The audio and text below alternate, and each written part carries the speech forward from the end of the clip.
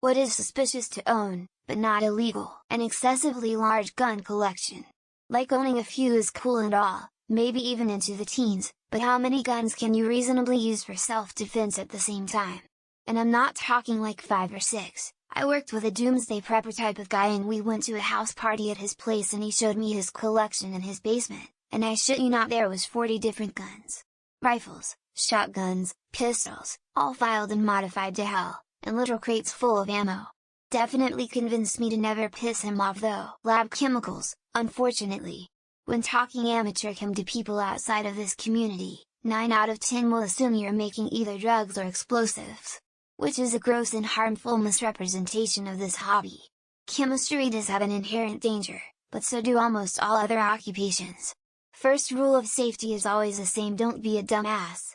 Although the EU and especially Germany are already unnecessarily restrictive in this sense. I know it's obvious, but it always made me laugh. Marijuana seeds. In most countries it is perfectly legal to buy seeds of THC producing plants, but it is illegal to grow plants from them. It's like government wants people to do that and get caught. Or not. Hard to say. But it's like selling matches with a warning: do not fire the matches up. Multiple government issued photo IDs. Also, multiple credit or debit cards with different cardholder names. And even more sus, dozens of copies of your spouse's life insurance policy stashed away in books and other places throughout your house. If you're an American, any weapon manufactured before 1898. Cannons, machine guns, muskets, and warships. All perfectly legal if made before 1898 because the ATF considers them antiques and not weapons in the traditional sense. AR-1516, AK-47, silencer. I don't know what any of those have to do with self-defense. Yes, I own a gun too, but a pistol. You can do recreational hunting or shooting with a Remington 700, but that's my humble opinion. Back in the early 1980s I was the first person in my town to own a modem. That was definitely viewed with suspicion. I certainly ran into the sentiment that no private citizen had a legitimate reason to own one. Edit typo. An extensive library of all laws, legal cases and precedents around legal age of consent laws when you're a 40-year-old man and not a lawyer and don't work in law, social services, or any related field. It was a policeman behind me in line at Home Depot who said, "Building a potato cannon, huh?" as I had a shopping cart full with PVC items. In reality, I was constructing a potato cannon. The Anarchist Cookbook.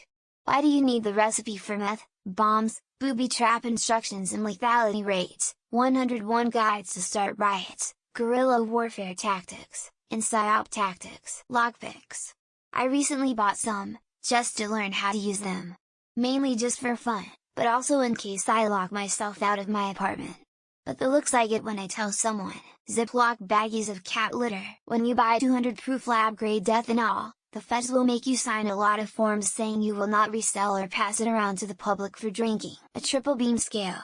I use them for science and am fascinated by mass measurement devices.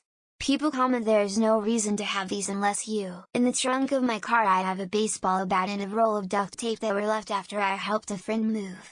I really should get those back to her. A box of 12 body bags, containing 11 body bags. I found it on the side of the road.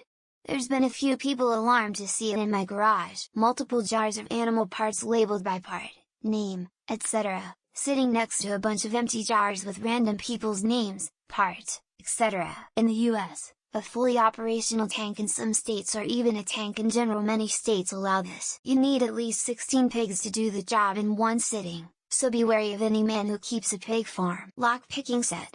Many people would be surprised at how completely normal and useful they can be. AR-15s made from parts that are legal to own and build an AR-15 out of. But I can't buy an AR-15. Clipped nails. I know you're a 33-year-old serial killer with a hand fetish.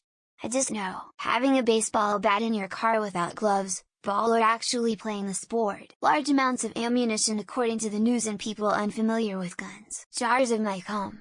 Each with a different My Little Pony figurine immersed in it. A person clueless walking behind you but feels as if you are being followed. I've heard there are no federal regulations on owning flamethrowers. A jar, 2 sponges, a rubber band, Jensen's lotion and a packet of ham. Unpopular opinion, I think gun collections are pretty suspicious. The kids ought upgrade a semi-automatic weapon to fully automatic. Child beauty pageant photo albums owned by single childless men. A very large plastic container and gallons of hydrofluoric acid. Oddity collections with real human skulls and stuff like that. A blow-up doll dressed in a little girl's school uniform. A trunk full of rope, garbage bags, a saw and duct tape. Counterfeit money is not illegal to own, only to use. Lockpicks. X200B. It is illegal some states,